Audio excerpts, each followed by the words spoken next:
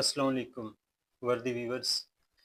आलमी सियासत एक नए मोड़ के ऊपर इंटरनेशनल पॉलिटिक्स में आजकल क्या हो रहा है, उसमें क्या दिलचस्पियां हैं, ये चीज़ आपसे डिस्कस करूंगा और अपना पॉइंट ऑफ व्यू आपसे शेयर करूंगा। आइए बात शुरू करते हैं। इंटरनेशनल पॉलिटिक्स का एक नया जो एक नई इब्तदा हुई है, जिसको आप ये कह लें कि आलमी सियासत में एक नया मोड़ आया है, वो चीज़ मैं आपसे डिस्कस करना चाह रहा हूँ। वो चीज़ ये है कि थोड़ा सा हम अगर चीज़ों को ब्रीफली रिव्यू करें, यूक्रेन वार का स्टार्ट होना बड़ी लंबी हो गई, प्रोलॉन्ग हो गई और वो स्टिल चल रही है। मतलब कि रशिया और यूक्रेन के बीच में गो कि रशिया ने कुछ इलाके जो है यूक्रेन के वो कब्जा कर लिए हैं, कैप्चर कर लिए हैं, क्योंकि वो बड़ा मुल्क है एक। लेकिन फिर भी लोग एक्सपेक्ट नहीं कर रहे थे कि यूक्रेन जो है वो एक इतना टफ टाइम देगा रशिया को। वो जो टफ टाइम उसने इतना लंबा दिया, उसमें बहुत सी स्पोर्ट्स उसको शामिल थी, नेटो की सपोर्ट थी, यूएसए की सपोर्ट थी और ख़ास तौर पे यूरोपियन कंट्रीज़ की सपोर्ट थी। लेकिन लग ये रहा है कि अब वो चीज़ें आहिस्ता-आहिस्ता विथड्रॉ हो रही हैं। नेटो का आपको पता है कि 70% उसका जो बजट है, वो अमेरिका पे करता है, क्योंकि अमेरिका ने विथड्रॉ कर लिया है कि वो यूक्रेन की वार को सपोर्ट नहीं करेगा। हालाँकि सबसे बड़ा सपोर्टर पहले यूक्रेन रशिया वार का अमेरिका था, क्योंकि अब वहाँ पे इलेक्शन हुए और प्रेसिडेंट ट्रंप के आने के बाद उन्होंने अपनी पॉलिसी चेंज की। प्रेसिडेंट ट्रंप आपको लग रहा है कि जैसे आपने देखा भी होगा कि वो थोड़ा-सा वार के अगेंस्ट है, वो चाह रहा है कि अमन की बात की जाए, अमन पसंदी की बात कर रहा है। वो थोड़ा-सा एक नोबेल प्राइज़ वो चाह रहा है कि उसको दुनिया में अमन का नोबेल प्राइज़ जो है ना दिया जाए और कहा जाए कि दुनिया की सियासत में और ख़ास तौर पे अमेरिका की सियासत में एक ऐसा प्रेसिडेंट आया था जिसने दुनिया में अमन कायम किया था और उसको अमन का नोबेल प्राइज़ मिला था। उसने बहुत सी इस तरह की एफ़र्ट्स को कर रहा है, पाक-भारत जंग में भी उसका रोल है। इस तरह और बहुत सारी चीज़ें हैं और अब वो ये चाह रहा है कि ये सबसे बड़ा प्रोलॉन्ग इश्यू रशिया और यूक्रेन का है, इसको अच्छे पुरअमन तरीके से वो सॉल्व करवा के और वो हकदार कहलाए अमन के नोबेल प्राइज़ का। एनी हाउ, मुख्तसर ये कि अभी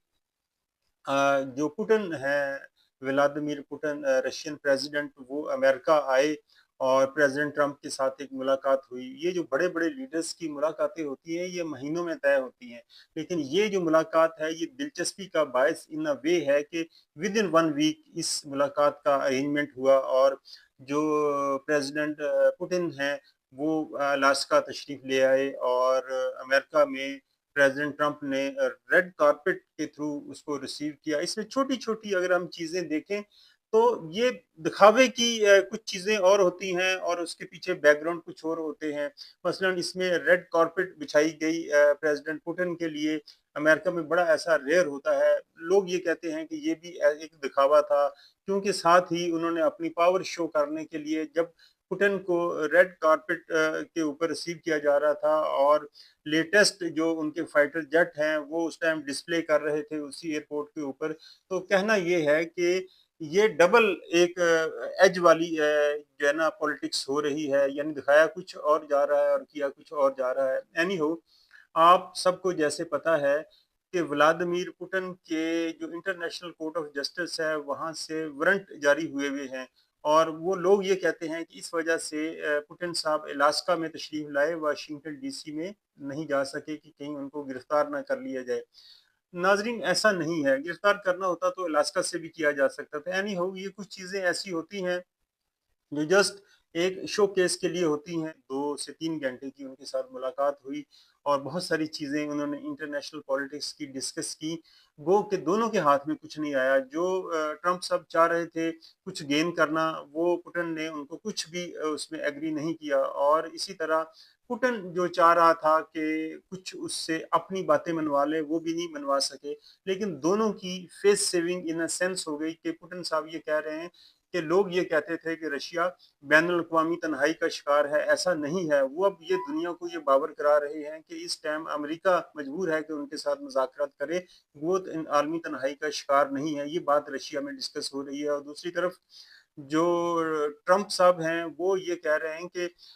ठीक है, इसमें कोई ब्रेक थ्रू नहीं हुआ, लेकिन दोनों तरफ से कमिटमेंट हुई है और वो ये चाहते हैं कि ये जो जंग है, ये ख़त्म हो जाए। अच्छा, इसमें अमेरिका के और पुतिन के अपने बहुत से दिलचस्पी के मौज़ूआत हैं, वो सिर्फ़ अमन नहीं चाहते, वो उनके अपने मफ़ादात हैं। मफ़ादात उनके यूक्रेन में भी वाबस्ता हैं, यूक्रेन में बहुत सी ऐसी चीज़ें हैं जिसमें अमेरिका की दिलचस्पी है, लेकिन फ़िलहाल ट्रंप साहब के ऊपर एक अमन का भूत सवार है और वो ये चाह रहे हैं कि अमन का नोबेल प्राइज़ उनको मिल जाए और वैसे भी वो आजकल हर जगह अमन की बात कर रहे हैं और वो इस जंग को ख़त्म करवाना चाह रहे हैं।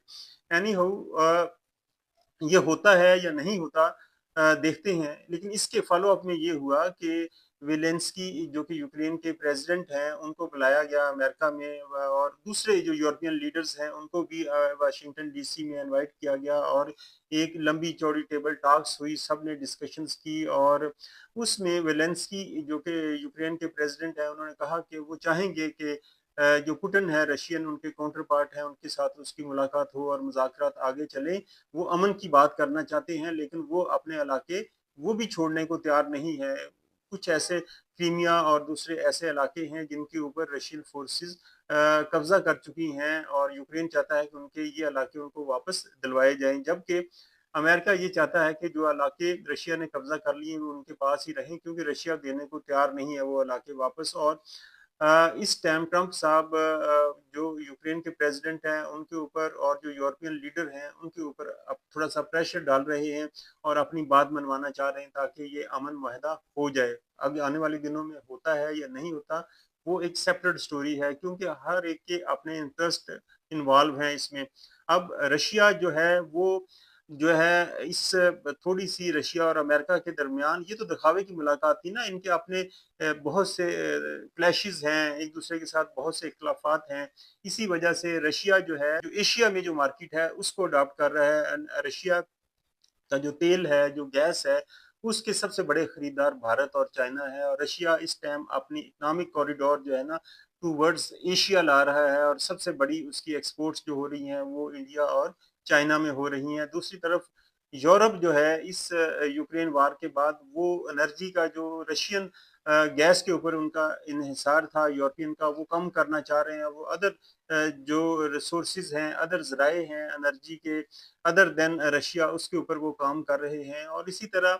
अगर बात करें अमेरिका की तो उसके भी अपने वेस्टर्न इंटरेस्ट हैं, वो कहाँ तक इस चीज़ को आगे लेकर जा पाता है क्योंकि उसकी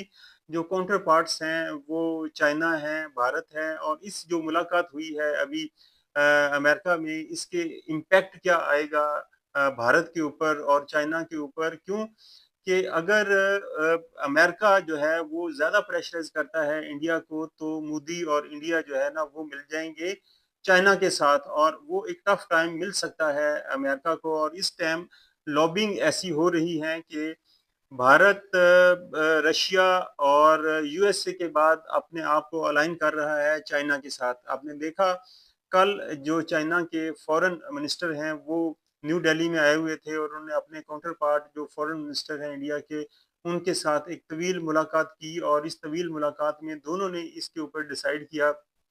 इन दोनों ममालिक को भारत और चाइना को एक-दूसरे को अपना दुश्मन नहीं समझना चाहिए। एक-दूसरे के साथ अच्छे हमसाये और दोस्ताना तल्लुकात की बुनियाद के ऊपर अपनी तिजारत को आगे बढ़ाना चाहिए।